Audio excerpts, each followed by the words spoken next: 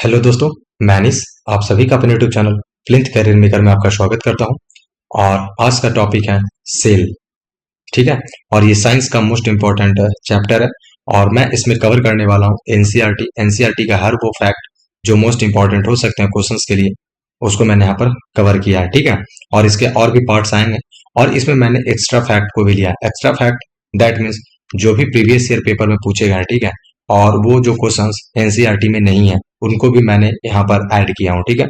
और इसमें मैंने total 3 books plus previous year paper, ठीक है, यानी टोटल चार सोर्सेस को मैं यहाँ पर डिस्कस करने वाला हूँ। ठीक है। यहाँ पर मतलब ये जो सेल का सीरीज आएगा उसमें मैंने 3 बुक्स, जिसमें एक है एनसीईआरटी और 2 बुक्स और भी ऑथर के हैं। ठीक है। और साथ ही में प्रीवियस ईयर क्वेश्चंस को भी मैंने यहाँ पर मतलब उसके बेस पर मैंने क्वेश्चंस तैयार करने का, इसमें मटेरियल डालने का प्रयास किया हूँ। ठीक है।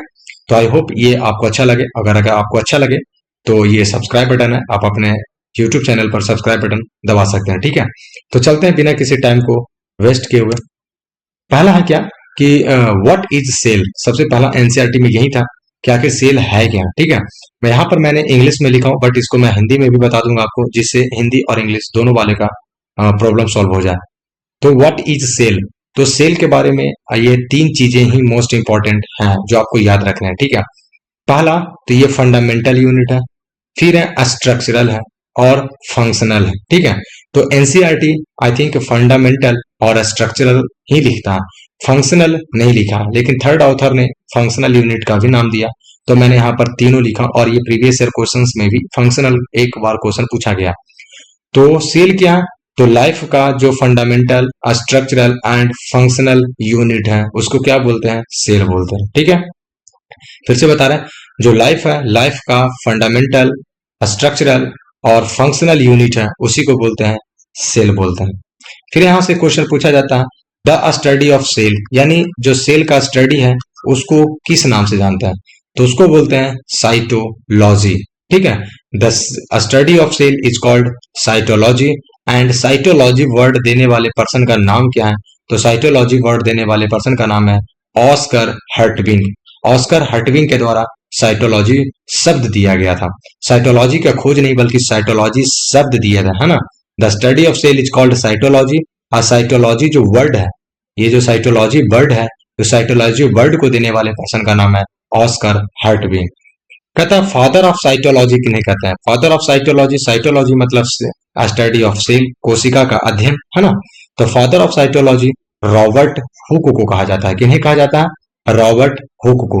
और यही एक क्वेश्चन ये मॉडर्न साइटोलॉजी से लेकर के रेलवे एग्जाम में पूछा गया, फादर ऑफ मॉडर्न साइटोलॉजी। ठीक है। तो फादर ऑफ मॉडर्न साइटोलॉजी किन्हें कहते हैं, तो सीपी स्वेंसन को कहते हैं। सीपी स्वेंसन को कहते हैं फादर ऑफ मॉडर्न साइटोलॉजी। अगर फादर ऑफ साइटोलॉजी है तो रॉबर्ट हुक रहेगा, फादर ऑफ मॉडर्न साइटोलॉजी है तो सीपी स्वेंसन को बोलेंगे। ठीक है। इनका एक बुक है द सेल। इनका यानी सीपी स्वेंसन का एक बुक है, ये क्या है, तो ये एक बुक का नाम है। ये क्या है, ये एक बुक का नाम है जिसका नाम है द सेल। और इसी में उन्होंने मॉडर्न साइटोलॉजी के बारे में, साइटोलॉजी के कुछ एडवांसता के बारे में बताया, इसीलिए इन्हें फादर ऑफ मॉडर्न साइटोलॉजी कहते हैं। ठीक है। तो यहां से एक क्वेश्चन ये भी बन सकता है कि द सेल बुक के राइटर कौन है, द सेल बुक का राइटर कौन है, तो सीपी स्वेंसन। ठीक है। नेक्स्ट है डिस्कवरी ऑफ सेल। आखिर सेल का डिस्कवर कैसे हुआ, तो सेल का डिस्कवर करने वाले सबसे फर्स्ट पर्सन का नाम है रॉबर्ट हुक। टाइम याद रखना है 1665 और ये बहुत इंपॉर्टेंट है। 1665 ईस्वी में रॉबर्ट हुक ने ही सेल के सबसे पहले डिस्कवर किया था। और उनका एक बुक है, ये जो रॉबर्ट हुक ने जो खोज किया था ना, तो वो एक बुक में लिखे थे, उसका नाम है माइक्रोग्राफिया। तो ये भी, ये एसएससी में भी और रेलवे दोनों पेपर में पूछा गया कि who is the writer of Micrographia, यानी माइक्रोग्राफिया बुक के राइटर कौन है, तो माइक्रोग्राफिया के हैं रॉबर्ट हुक। कौन है, रॉबर्ट हुक। और 1665 ईस्वी में ही उन्होंने सेल का डिस्कवर कर दिया था। इन्होंने 3 चीजें जो मोस्ट इंपॉर्टेंट मैंने यहाँ पर जो लिखा है, ये 1, 2 एंड 3, ये आपको याद रखना है कि सेल के बारे में उन्होंने क्या बताया, ये हनी कॉम्ब स्ट्रक्चर है। कैसा है, just like Honey comb structure है। और अगर आप देख रहे हो तो जब, जैसा कि अभी गर्मी के दिन में जो कूलर वगैरह रहता है, तो ये एक हनी कॉम्ब ये आप इस तरह से देखने को मिलता होगा। हनी कॉम्ब उसमें बोलता है घास लगा हुआ है, ठीक है। तो ये देखिए हनी कॉम्ब की तरह दिखाई दे रहा है, यानी मधुमक्खी के कॉम्ब की तरह दिखाई दे रहा है ना। तो ये यहाँ पर हनी कॉम्ब है, स्ट्रक्चर दिखाई दे रहा है। डेड सेल का खोज किए थे, ये लिविंग सेल नहीं बल्कि डेड सेल का खोज किए थे, और ये इंपॉर्टेंट है। आपसे एक क्वेश्चन ऐसे भी पूछा गया कि डेड सेल को खोजने वाले मतलब जो रॉबर्ट हुक सेल का खोज किए थे वो लिविंग सेल था या डेड सेल था। तो आपको याद रखना है जो रॉबर्ट हुक सेल का खोज किए थे वो डेड सेल यानी मृत कोशिका थी, मरा हुआ कोशिका था, ठीक है। और इन्होंने जो वर्ड का यूज किया था वो सेलुला वर्ड का यूज किया था। कौन से वर्ड का यूज किया था? सेलुला। और ये एक लैटिन वर्ड है सेलुला, और यही सेलुला आगे चल के सेल बना। क्या बन गया? सेल। इंग्लिश वर्ड में सेल जाकर के बना, ठीक है। तो ये जो हनी कॉम्ब लाइक स्ट्रक्चर आप एक बार देख लीजिएगा, इस तरह से हनी कॉम्ब लाइक स्ट्रक्चर होता है। और ये ड्रॉविंग बाय हुक, यानी रॉबर्ट हुक ने ऐसे कुछ देखा था कॉर्क में। क्या देखे थे? तो यहाँ पर देख लीजिए डेड कॉर्क। कौन सा कॉर्क था? Dead cork. Dead cork cell स्वयं बॉक्स लाइक कंपार्टमेंट। और ये कैसा दिख रहा था? ये देखिए एक बॉक्स लाइक कंपार्टमेंट यहाँ दिख रहा है, एक बॉक्स लाइक कंपार्टमेंट यहाँ दिख रहा है, ये भी देखिए एक बॉक्स लाइक कंपार्टमेंट है ना। तो ये याद रखिएगा, ये हनी कॉम्ब लाइक स्ट्रक्चर इसको बोले थे। और ये एक बॉक्स लाइक कंपार्टमेंट था, और ये कैसा सेल था? डेड सेल था। कैसा सेल था? डेड सेल था। और ये कॉर्क में मिला था। कहाँ मिला था? डेड कॉर्क में मिला था, प्लांट के कॉर्क में मिला था, ठीक है। तो इतना चीज ही इसमें याद रखना। नेक्स्ट है living cell is discovered by. Living cell का खोज करने वाले पर्सन का नाम क्या था, ठीक है। तो जो लिविंग सेल यानी जीवित जीवित कोशिका की खोज करने वाले थे, ठीक है, जीवित कोशिका। तो जो जीवित कोशिका की खोज करने वाले पर्सन था उनका नाम था ल्यूवेन हॉक। क्या था? ल्यूवेन हॉक साहब थे, और ये सबसे पहले जीवित कोशिका की खोज किए थे, और ये 1674 में 1674 में हुआ था, ठीक है। फिर है protoplasm word. Protoplasm word is given bye. Protoplasm word जो है, शब्द है, ये जो शब्द है प्रोटोप्लाज्म शब्द है, वो किसने दिया? कौन सा वैज्ञानिक थे? तो उनका नाम था पुरकिंजे। कौन थे? तो उनका नाम था पुरकिंजे था। और ये पुरकिंजे साहब कब दिए थे? 1839 ईस्वी में प्रोटोप्लाज्म दिए थे।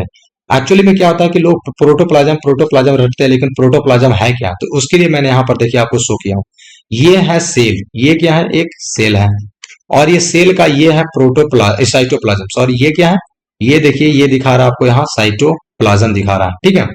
और ये हुआ न्यूक्लियस। ये क्या हुआ? न्यूक्लियस हुआ। तो जो साइटोप्लाज्म और न्यूक्लियस दोनों को जोड़ कर बोलते हैं, यानी दोनों को अगर साथ मिलाकर बोलेंगे तो उनके लिए एक प्रोटोप्लाज्म वर्ड का यूज किया जाता है। क्या यूज किया जाता है? प्रोटोप्लाज्म। यानी प्रोटोप्लाज्म कुछ नहीं है, प्रोटोप्लाज्म साइटोप्लाज्म प्लस न्यूक्लियस, इन दोनों को अगर एक साथ बोलेंगे तो प्रोटोप्लाज्म बोला जाता है, ठीक है। और ये क्वेश्चन पूछा गया है कि प्रोटोप्लाज्म किन दो चीजों का से मिलकर बना? तो एक है साइटोप्लाज्म से और एक है न्यूक्लियस से, ठीक है। प्रोटोप्लाज्म शब्द किसने दिया? तो प्रोटोप्लाज्म शब्द देने वाले विज्ञानी का नाम था पुरकिंजे, और ये 1839 ईस्वी में दिए थे। नेक्स्ट है न्यूक्लियस इज डिस्कवर्ड बाय। अब यहाँ न्यूक्लियस की बात है, और यहाँ पर देखिए बेहतरीन पिक्चर मैं आपके लिए खोज कर रहा, और ये अगर आप इस पिक्चर को याद कर लो, 2-4 बार देख लो, तो आपका सेल 50% क्लियर हो जाएगा। क्योंकि ये सेल में जितने चीज हो सकते हैं मैंने सारे को यहाँ पर एक जगह लिखने का प्रयास किया। जैसे ये छोटा सा अगर आपको यहाँ पर दिखाई दे रहा हो तो ये है माइट्रोकॉन्ड्रिया। ये क्या है? माइट्रोकॉन्ड्रिया है। ये अगर एक लाइन से आपको दिखाया जा रहा है, इसको है साइटोस्केलेटन। ये क्या है? साइटोस्केलेटन है। अगर ये आपको दिखाई दे रहा और यही चीज यहाँ भी दिखाई दे रहा तो इसको बोलेंगे RER, यानी ये रफ एंडोप्लाज्मिक रेटिकुलम है। इसको अगर देखेंगे तो ये है स्मूथ एंडोप्लाज्मिक रेटिकुलम, और ये दोनों का दोनों एंडोप्लाज्मिक रेटिकुलम का टाइप है, सब टाइप है, ठीक है। एक है स्मूथ एंडोप्लाज्मिक रेटिकुलम और एक है रफ एंडोप्लाज्मिक रेटिकुलम। आगे आने वाले ये जितने भी चीज है सबको डिटेल एनालिसिस करेंगे, ठीक है। और ये है लाइसोसोम। इस लाइसोसोम को क्या बोलते हैं आपको बताना है ना। इसको एक बहुत इंपॉर्टेंट चीज बोला जाता है लाइसोसोम को। और ये है राइबोसोम। ये जो छोटे छोटे आपको दिखाई दे रहा है, ये दाने से आपसे दिखाई दे रहा है, ये आपको दिखा है, ये है राइबोसोम। ये क्या है? राइबोसोम है। ये आपको ये पूरा का पूरा ये जो लिक्विड दिखाई दे रहा है, इस लिक्विड को ही बोलते हैं साइटोप्लाज्म। इस लिक्विड को क्या बोलते हैं? साइटोप्लाज्म। ये जो लिक्विड अंदर भरा पड़ा है इसको बोलेंगे साइटोप्लाज्म।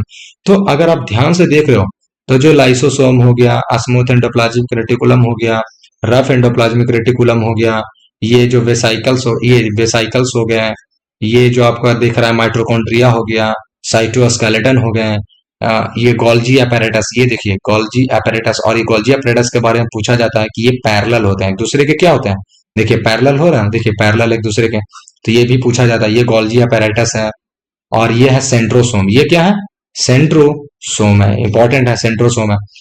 तो ये जितने भी चीज हैं ये सब के सब कहाँ पाए जा रहे हैं, तो ये सारे के सारे पाए जा रहे हैं साइटोप्लाज्म में। कहाँ पाए जा रहे हैं, तैरता हुआ ये सब, ये सारे के सारे कहाँ तैर रहे हैं, तो ये सारे के सारे साइटोप्लाज्म में तैर रहे हैं। तो यहां से भी क्वेश्चन आते हैं कि जो गोल्जी apparatus हो गया, रफ एंडोप्लाज्मिक रेटिकुलम हो गया, लाइसोसोम हो गया, माइटोकॉन्ड्रिया हो गया, ये सब कहाँ पाए जाते हैं, तो ये सारे के सारे सेल्स में तो रहेंगे, लेकिन सेल में भी कहाँ रहेंगे, तो सेल में साइटोप्लाज्म में रहेंगे। ठीक है, ये जो आपको ये पीले वाले दिखाई दे रहे हैं, ये जो आपको दिखाई दे रहे हैं, ठीक है, तो इसको बोलेंगे न्यूक्लियस। इसको क्या बोलेंगे, न्यूक्लियस बोलेंगे। और न्यूक्लियस के अंदर जो ये वाले भाग आपको दिखाई दे रहे हैं, ठीक है, ये अंडे वाले, तो ये जो आपको दिखाई दे रहा है इसी को बोलते हैं न्यूक्लियोलस। तो यहां से एक क्वेश्चन और रेलवे एनटीपीसी में पूछा गया था कि न्यूक्लियोलस कहाँ रहता है, न्यूक्लियोलस कहाँ रहता है, न्यूक्लियस में रहता है, या फिर साइटोप्लाज्म में रहता है, या फिर बहुत सारे था प्रोटोप्लाज्म में रहता है, कुछ ऐसे ही दो तीन ऑप्शंस और थे उसमें। ठीक है, तो आपको याद रखना कि जो ये न्यूक्लियोलस है, न्यूक्लियोलस, ठीक है, ये न्यूक्लियस के अंदर रहता है। न्यूक्लियस है, न्यूक्लियस के अंदर क्या रहेंगे, ये है न्यूक्लियोलस। और न्यूक्लियोलस के बाहर ये जो रहते हैं, ये क्या पीले वाले भाग है, इसको बोलते हैं न्यूक्लियस। तो ये जो पीले वाले भाग यहाँ जो बाहर है, ठीक है, ये वाले, इसी को जो हम कलर कर रहे हैं आपको, ये वाले हैं न्यूक्लियस। और न्यूक्लियस की खोज करने वाले वैज्ञानिक का नाम क्या था, तो इनका नाम है रॉबर्ट ब्राउन। क्या है, रॉबर्ट ब्राउन। अगर आप इसको ध्यान से देखो तो ये ब्राउन ब्राउन ही दिखाई दे रहा है, ठीक है, ये कैसा दिखाई दे रहा है, ब्राउन दिखाई दे रहा है। तो इस हिसाब से भी आप याद रख सकते हैं कि न्यूक्लियस का खोज करने वाले वैज्ञानिक का नाम था रॉबर्ट ब्राउन, और ये बहुत बार पूछा गया, इंपॉर्टेंट है। ठीक है, कौन थे, रॉबर्ट ब्राउन। और इस पिक्चर को आपको 3-4 बार देख लेना, फिर आपका 50% सेल क्लियर हो जाएगा, क्योंकि कौन सा चीज पाया जाता है, अब ये जब याद हो जाएगा तो इसके बारे में डिस्क्रिप्शन भी आपको इजीली याद हो जाएंगे। ठीक है, नेक्स्ट है cell theory is given by. अब सेल थ्योरी की बात आती है, तो सेल थ्योरी किसके थ्रू दिया गया था, तो दो वैज्ञानिक है, एक है स्लाइडेन और सेकंड है स्वान। ठीक है, स्लाइडेन और स्वान यहां लिख देते हैं। एक वैज्ञानिक का नाम था स्लाइडेन एंड सेकंड वैज्ञानिक का नाम था स्वान, ये दो वैज्ञानिक थे। यहां पर क्या है, ऑल द प्लांट्स, ये सेल थ्योरी के बारे में, ये तीनों पॉइंट किसके बारे में है, सेल थ्योरी के बारे में है। तो पहला है all the plants and animals are composed of cells and you cellular products. फिर से याद रखना, all the plants and animals are composed of cells and cellular products. मतलब क्या हुआ, जितने भी प्लांट हो गए, जितने भी एनिमल्स हो गए, ये सारे के सारे किस चीज से मिलकर के बने हुए, सेल से मिलकर के बने हुए, सारे के सारे किस चीज से मिलकर बने हुए, सेल से मिलकर के बने हुए। और यही स्लाइडेन एवं स्वान ने कहा था, इसी को सेल थ्योरी बोलते हैं। यही है सेल थ्योरी, क्या है कि स्लाइडेन एवं स्वान ने बोला कि जितने भी प्लांट्स हो गए, जितने भी एनिमल्स हो गए, ये सारे के सारे सेल से मिलकर बने हुए हैं। ठीक है, नेक्स्ट है all cells are arise from pre existing cells. इसका मतलब जितने भी सेल हैं, ऑल सेल, जितने भी सेल हैं, ये सारे के सारे प्री एग्जिस्टिंग सेल से मिलकर के बने हुए हैं। यानी वो नए कहीं से पैदा नहीं हुए हैं, यानी कहीं से उनको भगवान दिया नहीं है। ये एक सेल था और यही सेल आगे चल के दो भागों में बटा, फिर यह बटा, ठीक है, ऐसे ऐसे कर करके बट बट के क्या हुआ, हमारा बॉडी का निर्माण हुआ, हमारा सेल से टिश्यू बना, टिश्यू से ऑर्गन बना, ऑर्गन से ऑर्गन सिस्टम बन गया, है ना। तो यही करा, all cells arise from the pre existing cells, यानी जो भी सेल है वो पहले प्री एग्जिस्टिंग, जो पहले से सेल्स थे, उन्हीं सेलों से आगे मिलकर बना है। और ये कहने वाले थे रुडोल्फ विर्चो। ये कौन कहने वाले थे, रुडोल्फ विर्चो। एक्चुअली में क्या कि स्लाइडेन एवं स्वान थे, ये तो बताएं कि सारी चीज से जितने भी प्लांट्स और एनिमल है, ये सेल से मिलकर बने हैं। लेकिन एक छोटा सेल, मतलब छोटा आदमी इतना बड़ा कैसे बन जा रहा है, छोटा प्लांट बड़ा कैसे बन गया, इसके बारे में वो नहीं बता पाए, डिस्कस नहीं कर पाए थे। ठीक है, तो इसी चीज को बताने के लिए वो रुडोल्फ विर्चो हैं। और रुडोल्फ विर्चो बोले कि ऐसा नहीं है कि कोई नया सेल भगवान हम लोग ऊपर से भेजता है, जो भी सेल हम लोग लेकर आते हैं, उसी सेल, वही सेल टूट टूट कर प्री एग्जिस्टिंग सेल से ही हम लोग आगे चल के सेल का निर्माण करते रहते हैं और हमारा बॉडी ग्रो करते रहता है। ठीक है, तो ये बताने वाले थे रुडोल्फ विर्चो, 1855 में दिए। और इन्होंने ये वर्ड का निर्माण किया, ये वर्ड बोले थे ओमनी सेलुला ई सेलुला। ठीक है, तो याद रखना ओमनी सेलुला ई सेलुला। और इसका मतलब क्या होता है, इसका मतलब भी यही होता है कि all cell arise from the pre existing cell, ये लैटिन में लिखा हुआ और ये इंग्लिश में लिखा हुआ, ठीक है। तो एक बार एनटीपीसी में पूछा गया ओमनी सेलुला ई सेलुला, ये जो सेंटेंस है किसके द्वारा बोला गया, ये किनके द्वारा दिया गया थ्योरम है, तो रुडोल्फ विर्चो के द्वारा दिया गया है, ठीक है। फिर है मॉडर्न सेल थ्योरी, ये तो चलिए ठीक है सेल थ्योरी दिया, लेकिन मॉडर्न सेल थ्योरी देने वाले कौन थे, तो मॉडर्न सेल थ्योरी एक तो रुडोल्फ विर्चो साहब थे, जो बताएं कि जो नया सेल है वो कहीं से उगता नहीं बल्कि प्री एग्जिस्टिंग सेल से ही मिलकर बनता है, ठीक है। तो एक तो हो गया रुडोल्फ विर्चो और एक है नगेली, एक कौन है, नगेली साहब है, ठीक है। तो modern cell theory is given by Rudolf Virchow and Nageli, और पहला है कि पहला सेल थ्योरी किसके द्वारा दिया गया था, तो वो था स्लाइडेन एंड स्वान के द्वारा दिया गया था, ठीक है। नेक्स्ट है character of cell theory, character of cell theory, दूसरा है ड्रॉबैक ऑफ सेल थ्योरी, यानी एक तो है कि सेल थ्योरी का इंपॉर्टेंस दिखाया गया और एक सेल थ्योरी जो स्लाइडेन एवं स्वान ने दिया उसमें क्या क्या कमी था वो दिखाया गया, ठीक है। तो पहला यहां तो बताएं कि all living things are composed of cell and, sorry यहां गलत है, एंड दियर प्रोडक्ट्स। तो सिंपल है, सही बात हम लोग अभी पढ़ते हुए आ रहे हैं कि जितने भी बॉडी है, लिविंग थिंग्स हैं, वो किसी से मिलकर के बने हुए हैं, सारे के सारे सेल से मिलकर बने हुए हैं। सेकंड बताया all the are arise from pre existing cells, ये भी ठीक है, ये तो सेल थ्योरी का कैरेक्टर है। लेकिन ड्रॉबैक क्या था कि जिसे वायरस, वायरस एक connecting link between living and non living, तो ये एक क्वेश्चन पूछा जाता है बार बार कि लिविंग एंड नॉन लिविंग के बीच में कनेक्टिंग लिंक कौन है, तो वो है वायरस, वो कौन है, virus. Can not be explained by cell theory, जो सेल थ्योरी दिया गया उसमें वायरस के डिस्कस ही नहीं किया गया कि virus living and non living things है, क्या है नहीं है, इसके बारे में कोई जिक्र ही नहीं किया गया सेल थ्योरी, ठीक है। तो ये उसका सेल थ्योरी का कमी हो गया वायरस के बारे में। और यहाँ एक चीज ये इंपॉर्टेंट है, लिविंग एंड नॉन लिविंग के बीच में जो कनेक्टिंग लिंक का काम करता है, कनेक्टिंग लिंक का वो कौन करता है, तो वो वायरस करता है, ठीक है। फिर बताएं कि बैक्टीरिया एंड साइनोबैक्टीरिया, इस साइनोबैक्टीरिया को ही बीजीए, बीजीए का मतलब हो गया ब्लू ग्रीन एल्गी, क्या हो गया, ब्लू ग्रीन एल्गी हो गया, ठीक है। तो bacteria and cyanobacteria do not have an organised nucleus, ये बताया गया कि सेल थ्योरी में कि हर लोग के पास जो लिविंग थिंग्स है ये सब के पास क्या रहेगा, ऑर्गेनाइज न्यूक्लियस रहेगा, उसका एक अपना अच्छा सा न्यूक्लियस रहेगा। लेकिन बैक्टीरिया एंड साइनोबैक्टीरिया, जिसी को ब्लू ग्रीन एल्गी बोलते हैं, उसमें पाया गया कि उसमें तो कहने का मतलब जो न्यूक्लियस है वो ऑर्गेनाइज्ड है ही नहीं, तो ये भी सेल थ्योरी का कमी हो गया, ठीक है। फिर बताया कि sieve tube and mature RBC, जो भी आरबीसी मैच्योर हो गया है ना, डू नॉट हैव न्यूक्लियस, वो बताया गया कि वहां न्यूक्लियस होने चाहिए थे, लेकिन यह आरबीसी में सभी मतलब बताया गया कि हर जगह न्यूक्लियस होना चाहिए, लेकिन आरबीसी में तो न्यूक्लियस है ही नहीं, जबकि आरबीसी मैच्योर हो गया फिर भी उसमें न्यूक्लियस नहीं है। तो इसके बारे में भी सेल थ्योरी में जिक्र नहीं किया गया था। तो यहां से एनटीपीसी में क्वेश्चन पूछा जाता है, ठीक है, एनटीपीसी हो गया ग्रुप डी में पूछा जाता है कि ड्रॉबैक से निम्न में से कौन सेल थ्योरी का कमी है, ऐसे करके क्वेश्चन पूछा जाएगा। तो ये तीन आपको याद रखने हैं, ठीक है, कि ये तीन कमी है और जो चौथा इसमें से एक ये सब में से कोई दे देगा, ठीक है। तो इसीलिए यहां पर मैंने कैरेक्टर को भी बता दिया और ड्रॉबैक ऑफ सेल थ्योरी भी बता दिया हूं, ठीक है। अब है फिनिश है, thank you for watching my videos, और आई थिंक आई होप अच्छा लगा हो आपको। तो तब तक के लिए जय हिंद, जय भारत।